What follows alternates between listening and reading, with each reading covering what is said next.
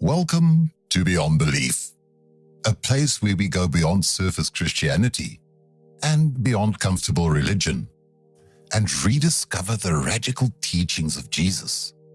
Because sometimes the words of Jesus become so familiar that we stop hearing how revolutionary they really are. Jesus didn't come to make life more religious. He came to announce a new reality, a kingdom that doesn't rise the way kingdoms usually rise. He challenged the powerful. He lifted the forgotten. He welcomed the outsiders. And he described a world that feels upside down. In his kingdom, the poor are blessed. The meek inherit the earth. The merciful receive mercy. And those who hunger for righteousness are filled. Not because life is easier there, but because truth is finally clearer there. This is beyond belief. Let's start with something simple. Who do you think the most blessed people in the world are? And if we're honest, most of us would say the successful, the wealthy, the powerful, the admired, the ones who seem like life is working out for them. But one day, Jesus stood on a hillside, looked at ordinary people, and said something no one expected. Blessed are the poor in spirit. And in that moment, he didn't just challenge expectations, he rewrote them. Welcome back to Beyond Belief. In episode 1, we talked about the message of Jesus. The kingdom of God is near. Not a religion, not an institution, but a new reality breaking into the world. So the question becomes, if that kingdom is real, who is it actually for? And Jesus answers that in one of the most famous teachings he ever gave, the Beatitudes. I remember the first time I really slowed down to read them. Not just hear them, not just recognize them, but actually read them. And something felt different. Because instead of sounding soft or poetic, they sounded disruptive. Blessed are the poor. Blessed are those who mourn. Blessed are the meek. And I remember thinking, that's not how the world works. Those are not the people we call blessed. Those are the people we overlook. And then it hit me.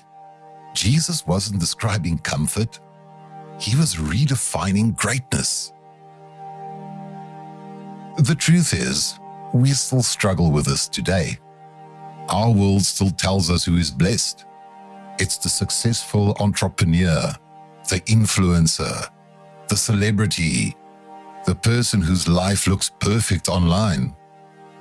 But Jesus speaks into that noise and says, blessings doesn't come from status.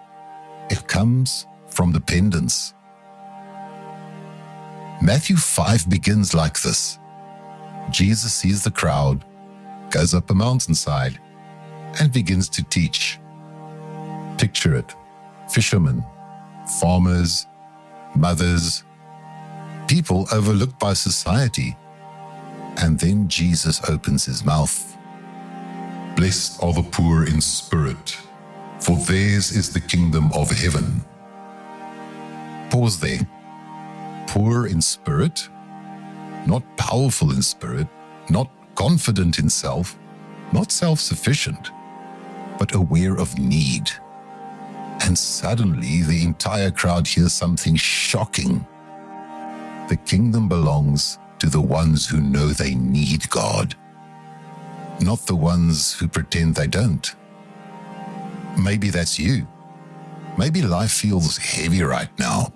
Maybe faith feels small. Maybe you're just aware of your limitations. And Jesus doesn't push you away. He moves closer.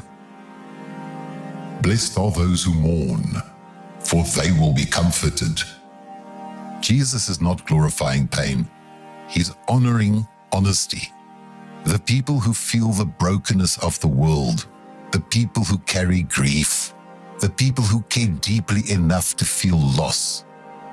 And he says, comfort is coming, not denial, not distraction, comfort.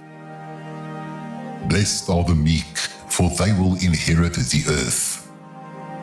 Meekness is not weakness, it's strength under control.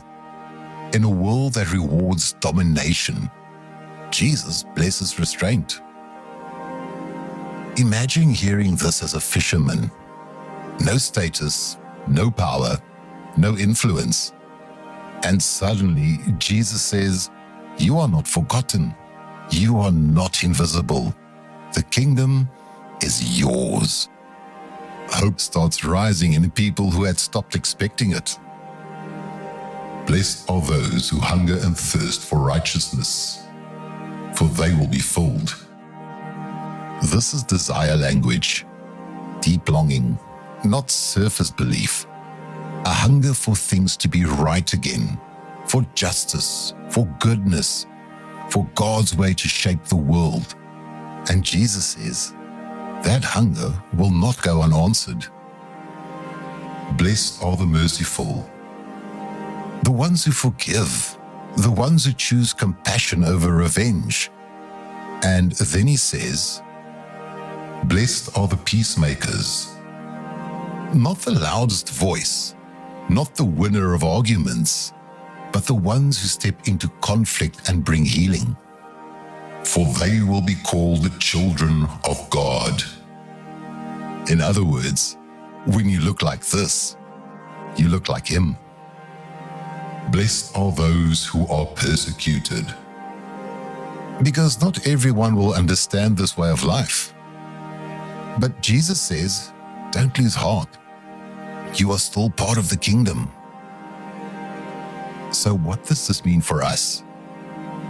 It means the kingdom of God runs on different values. The world says, be strong, be seen, be successful. Jesus says, be humble, be merciful, be pure, be hungry for God. Not because the world stops mattering, but because it finally starts making sense in light of God. On that hillside, Jesus wasn't describing the impressive. He was describing the surrendered. And somehow, those are the people he calls blessed. Imagine if this became real in us, not just heard, but lived, where humility is strength, where mercy is power, where peace is pursued, where righteousness is desired more than recognition. That is the upside-down kingdom. The kingdom of God belongs to people who know they cannot live without God. This week, ask yourself one question each morning.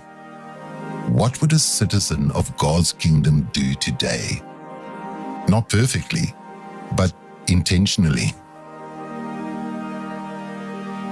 May you discover the surprising beauty of God's kingdom. May humility become your strength. May mercy shape your relationships. And may you experience the blessing Jesus described from the inside out. Thank you for listening to Beyond Belief. If this episode spoke to you, share it with someone who needs hope today. Because the teachings of Jesus were never meant to stay contained. They were meant to spread. Because when the unlikely discover they are blessed, the kingdom of God begins to grow. And that changes everything.